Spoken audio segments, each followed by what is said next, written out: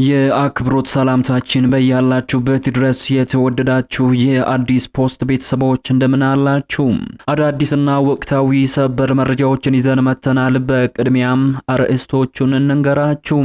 በኢትዮጵያና ኤርትራ መካከል ድርድር ሊካሄድ መሆኑ ተነገረ። በቀይ ባህርና አሰብ ይገባኛል ምክንያት ኢትዮጵያና ኤርትራ ከፍተኛ የሆነ ወታደራዊ ውጥረት ውስጥ መሆናቸው የሚታወቅ ሲሆን ውጥረቱ ወደ ወታደራዊ ግጭት ሊያመራ ይችላል የሚል ከፍተኛ ስጋትን ፈጥሯል።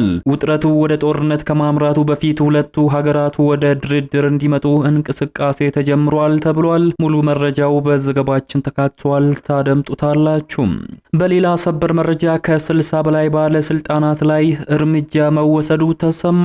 በአዲስ አበባ ከተማ አስተዳደር በሙስና ወንጀልና ብልሹ አሰራር ላይ ተጠምደዋል የተባሉ በቁጥር ከ60 በላይ የሚሆኑ ባለስልጣናትና አመራሮች ላይ ያልተጠበቀ እርምጃ መወሰዱ ተገልጿል። እርምጃው ከተወሰደባቸው ከፍተኛ ባለስልጣናት መካከል ለከንቲባ አዳነች አቤቤ ቅርበት ያላቸው ከፍተኛ ባለስልጣናት መኖራቸው ከፍተኛ መነጋገሪያን ፈጥሯል። በዝርዝር ትሰሙታላችሁ። የፋኖ ኃይሎች በወልዲያ አደገኛ የተባለ ጥቃት መክፈታቸው ተሰማ። በአማራ ክልል በመንግስት ኃይሎችና በፋኖ ታጣቂዎች መካከል እየተደረገ የሚገኘው ውጊያ ተባብሶ መቀጠሉ ተነግሯል። የፋኖ ኃይሎች በወልዲያና በተለያዩ ግንባሮች አዲስ ዘመቻ መክፈታቸው የተነገረ ሲሆን መከላከያ ሰራዊት በበኩሉ በርካታ ቁጥር ያላቸው የፋኖ ተዋጊዎች እጅ መስጠታቸውን ገልጿል። ከክልሉ አውደ ውጊያ የደረሱን አዳዲስ መረጃዎች በዘገባችን በዝርዝር ተካቷል፣ ተሰሙታላችሁ። ምርጫ ቦርድ የህወሓትን ህጋዊ ሰውነት መመለስን በተመለከተ ማብራሪያ ሰጠ።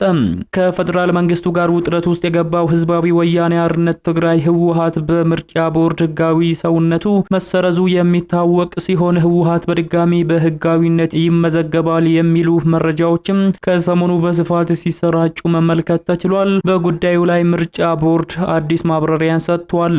በሌላ በኩል በቦረና ዞን የሚገኙ 10 ወረዳዎች ከፍተኛ የድርቅ አደጋ ተጋርጦባቸዋል ተብሏል። ሌላኛው በዝርዝር የምንመለከታቸው መረጃዎቻችን ናቸው። እነዚህንና ሌሎች ያልተሰሙ አዳዲስ መረጃዎች በዚህ ሰዓት የመረጃ ጊዜ ወደ እናንተ ይደርሳሉ። እንደተለመደው ቪዲዮ ላይክ እና ሼር በማድረግ ጀምሩ። አዲስ የሆናችሁ ሰብስክራይብ በማድረግ አዳዲስና ወቅታዊ መረጃዎችን ያግኙ። አሁን ወደ ዝርዝር መረጃዎቹ ነው የምናመራው።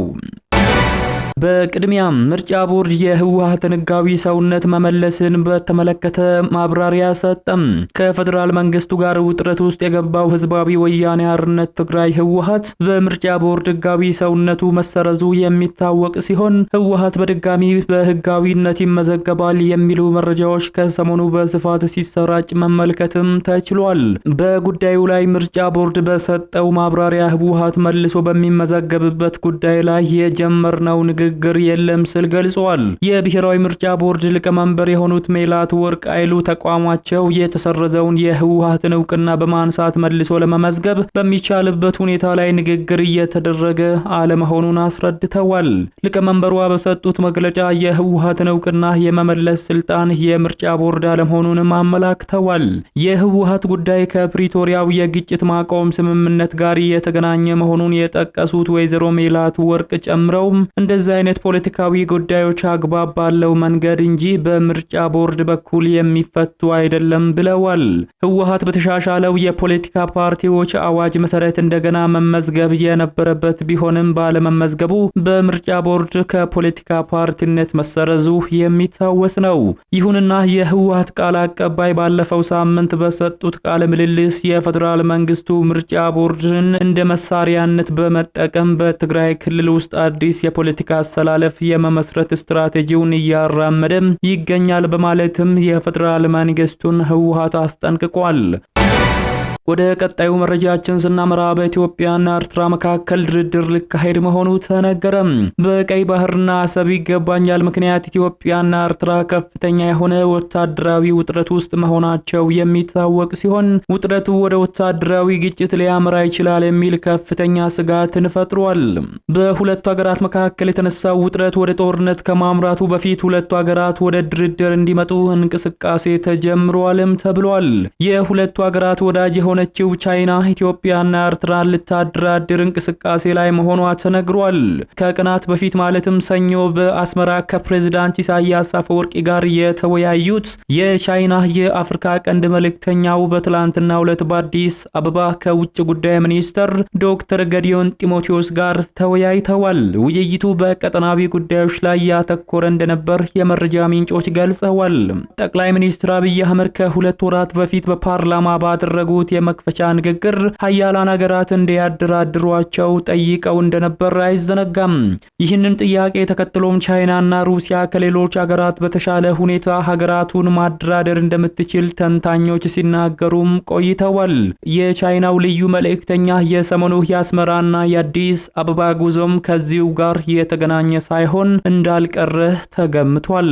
ይሁን እንጂ ኤርትራ ከወራት በፊት በማስታወቂያ ሚኒስትሯ በኩል ባወጣችው መረጃ ከኢትዮጵያ ጋር የሚደረግ ምንም አይነት ድርድር አይኖርም፣ ኤርትራ በወደቦቿና በሀብቶቿ ላይ የመደራደር ፍላጎት እንደሌላት መግለጿ የሚታወስ ነው። በቦረና ዞን የሚገኙ 10 ወረዳዎች ከፍተኛ የድርቅ አደጋ ተጋርጦባቸዋል ተባለ። በኦሮሚያ ክልል ቦረና ዞን ምስራቅና ምዕራብ አካባቢ በሚገኙ 10 ወረዳዎች ከፍተኛ የድርቅ ስጋት ሰለባዎች ጥንቃቄ ሊያደርጉ ይገባል ሲል የክልሉ የአደጋ ስጋትና ምላሽ ቢሮ አሳስቧል። የቢሮው ቅድመ ማስጠንቀቂያ ኃላፊ የሆኑት አቶ ጥበቡ ኩምሳ ከኢትዮጵያ ሜትሮሎጂ ኢንስቲትዩት ኤጀንሲ በተገኘ የቅድመ ማስጠንቀቂያ ቢያ መሰረት ድርቁ የሚያስከትለውን አደጋ ለመቀነስ የዝግጅት ስራዎች እየተሰሩ መሆናቸውን አመላክተዋል። ከዚህ በፊት በ2014 እና 2015 ዓመተ ምህረት በተከሰተው ከፍተኛ ድርቅ 3.4 ሚሊዮን እንስሳት ህይወታቸው ማለፉን ያስታወሱት አቶ ጥበቡ በተለይም ከዚህ በፊት የነበረው የውሃና የእንስሳት መኖ እጥረት እንዳይከሰት ከተለያዩ ባለድርሻ አካላት ጋር በመሆን የቅድመ ማስጠንቀቂያ ስራዎች እየተሰሩ ስለመሆናቸው አመላክተዋል። በተጨማሪም ከዞንና ከወረዳ አስተዳደሮች ጋር በመተባበር የውሃ ፓምፖችና የጉድጓድ ውሃ የማዘጋጀት ስራዎች እየተሰሩ መሆናቸውን ጠቁመዋል። ቦረና ዞን በተደጋጋሚ ድርቅ የሚከሰትበትና ከፍተኛ ጉዳት የሚደርስበት አካባቢ እየሆነ መጥቷል። አዲስ አበባ ከተማ በ2025 የቤት ክራይ በጣም ውድ ከሆኑ 10 የአፍሪካ ከተሞች መካከል አንዷ ሆነች።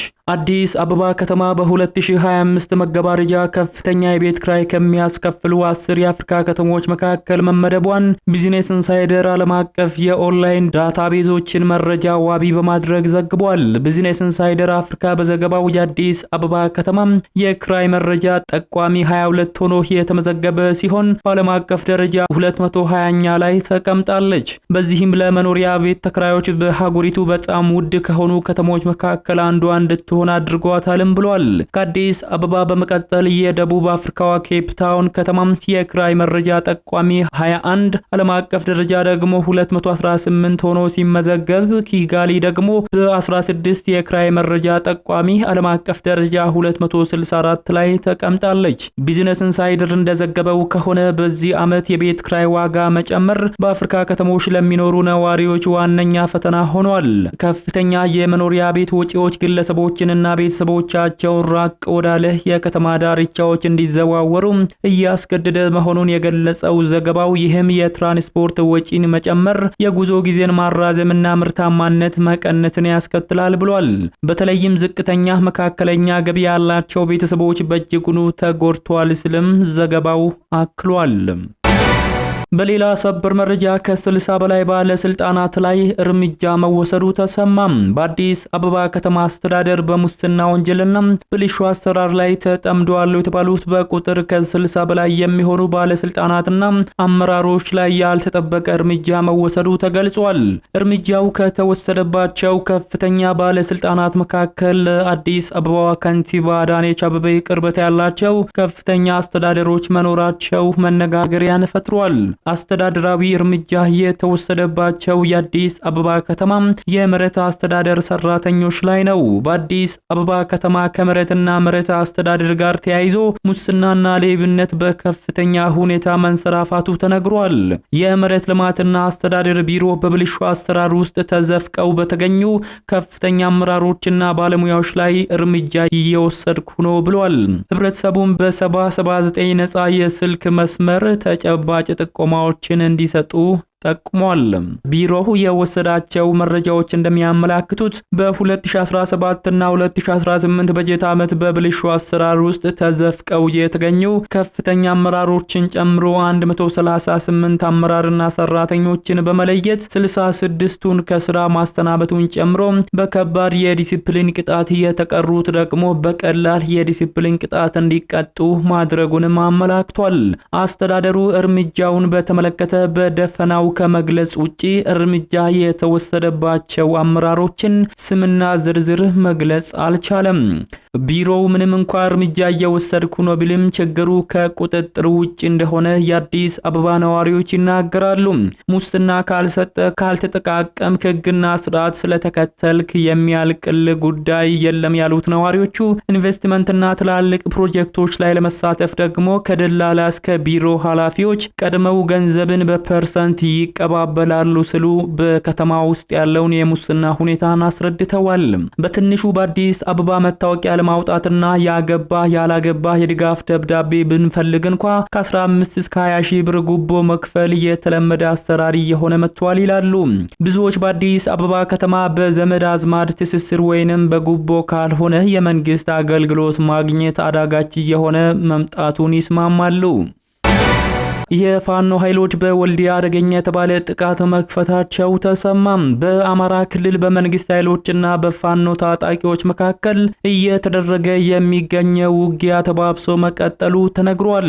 የፋኖ ኃይሎች በወልዲያና በተለያዩ ግንባሮች አዳዲስ ዘመቻዎችን መክፈታቸው የተነገረ ሲሆን መከላከያ ሰራዊት በበኩሉ በርካታ ቁጥር ያላቸው የፋኖ ተዋጊዎች እጅ መስጠታቸውን ገልጿል። ውጊያ እየተደረገ ከሚገኝባቸው አካባቢዎች መካከል በወሎ ቀጠና ደሴ ተጠቃሽ ነው። ከደሴ በቅርብ ርቀት ከንጋት ጀምሮ በከባድ መሳሪያ የታገዘ ትንቅንቅ እየተካሄደ እንደሚገኝም ተነግሯል። የፋኖ ኃይሎች በከፈቱት ድንገተኛ ጥቃትን ተከትሎ በተከፈተው ውጊያ በሁለቱም ኃይሎች በኩል ከፍተኛ ቁሳዊና ሰብአዊ ኪሳራን ያስከተለ ነው ተብሏል። በተመሳሳይ ከትናንት በስቲያ በዚሁ በደሴ ከተማ ዙሪያ ከበድ ያለ ውጊያ ተደርጓልም ተብሏል። በወልዲያ ከተማ ዙሪያ በተፈጸመ ደፈጣ ጥቃት ደግሞ በተሽከርካሪ ሲንቀሳቀሱ የነበሩ የመንግስት ወታደሮች ላይ ከባድ ጉዳት መድረሱ ተሰምቷል። በዚያው በወሎ ቀጠና በወልዲያ ከተማ ዙሪያ ውድሙን ተብሎ በሚጠራው አካባቢ ከትላንት ጀምሮ ውጊያዎች እየተደረጉ መሆናቸው ተነግሯል።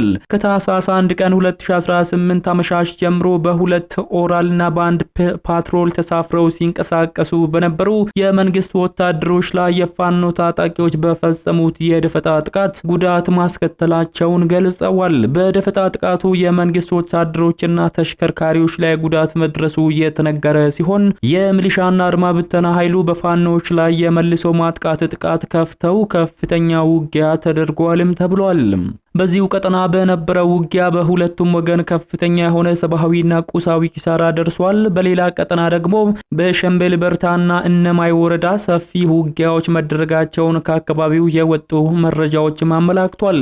በሌላ በኩል መከላከያ ሰራዊት በማዕከላዊ ጎንደር ዞን ወገራ ወረዳ ነፍጥ አንግበው ሲንቀሳቀሱ የነበሩ ጽንፈኛ ሲል የጠራቸውን የቡድኑ አባላት እጅ ሰጥተውልኛል ሲል ገልጿል። አዱኛ ማሞ የተባሉት የመከላከያ ኮሎኔል በሰጡት ገለጻ ከ30 በላይ የፋኖ ታጣቂዎችና የሻለቃ አመራሮች ከነ አባሎቻቸው እንዲሁም ከነ ጦር መሳሪያዎቻቸው እጅ ሰጥተዋል በማለትም ገልጸዋል። የተወደዳችሁ የሚዲያችን ቤተሰቦች ለሰዓቱ ያዘጋጀንላችሁ መረጃዎች የተከታተላችሁትን ይመስሉ ነበር። ከሰዓታት በኋላ በሌሎች አዳዲስ መረጃዎች ዳግም እስከምንገናኝ በያላችሁበት መልካሙን ሁሉ ተመኘን። ጤና ይስጥልን።